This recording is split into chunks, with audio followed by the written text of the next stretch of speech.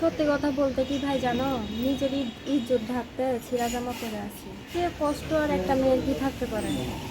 ইচ্ছা ছিল ডাক্তার হওয়ার, কিন্তু 7 পর্যন্ত পড়ে আর পড়ালেখা হয় নাই। দর্শক, আপনাদের প্রীতীয় শুভেচ্ছা জানিয়ে শুরু করছি আমাদের আজকের প্রতিবেদন। তো দর্শক, দেখতেই পাচ্ছেন আমাদের সামনে এক আপু দাঁড়িয়ে আছে, আমরা তার গল্পটা শুনবো। আপু, আসসালামু আলাইকুম। ওয়ালাইকুম আসসালাম ভাই। কেমন আছেন? এই তো ভাইয়া আসছি কোনো মতো। আপুর নাম কি আপনার? আমার নাম হচ্ছে কেয়া। কে আপু ইউটিউবে কি মনে করে আসলেন বলেন? ইউটিউবে কি মনে করে আসছি, একটা দাদি আছে, বাবা মা কেউ নাই, ছোটবেলা থেকে মানুষের লাত্তি পিঠা খাইয়া বড় হয়েছে, মানুষের বাড়ি কাজ করে খাই। দাদিটার কিডনির সমস্যা, তো এখন কিডনির সমস্যা, চিকিৎসা করতে পারতেছি না। এখন কখন কি হয় কি না হয়, আমার বাসায় খাওয়ার টাকাই নাই। মেয়ে একা কাজ করি, অসুস্থ বাড়িতে এখন যাইতে পারতেছি না।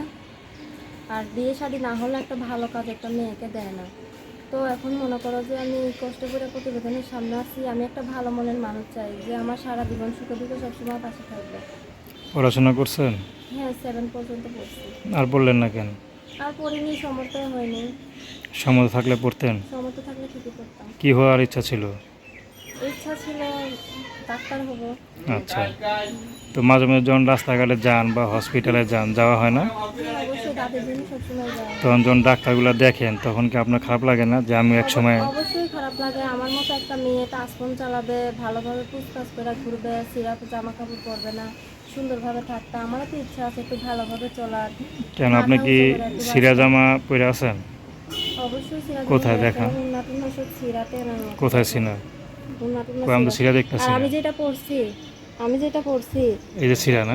আমি যেটা পড়ছি এটাও মানুষের কাছ থেকে নিয়ে আসছে। আচ্ছা, সিরা অন্য পরে আছেন কেন? গায়ে একটা ইয়াং মেয়ে সিরা জামাকে পরে? কি করবো, আর আমার চেহারার এই অবস্থা হয়েছে, ঠিক মতো খাইতে পারি না। আচ্ছা। তাই জন্য তো এখন যদি আপনাকে কেউ সহযোগিতা করে, আপনি টাকাটা কি করবেন? সহযোগিতা চাই না, একটা মনে হয় যদি কেউ সহযোগিতা করে তাহলে আগে আমাকে একটা জামা কিনে দিতে হবে, আমি একটা জামা কিনবো।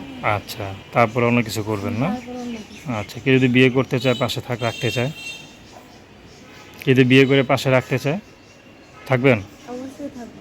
আচ্ছা, তো আপনার সাথে কীভাবে যোগাযোগ জীবন করবে? জীবন দেওয়া হলেও তারা টাকা রাখবো। আচ্ছা, তো আপনার নাম কি বললেন? কেয়া। কেয়া। তো দর্শক, আপনারা কেয়া আপুর কথা শুনলেন। তার নাম্বারটা হলো 01714326928।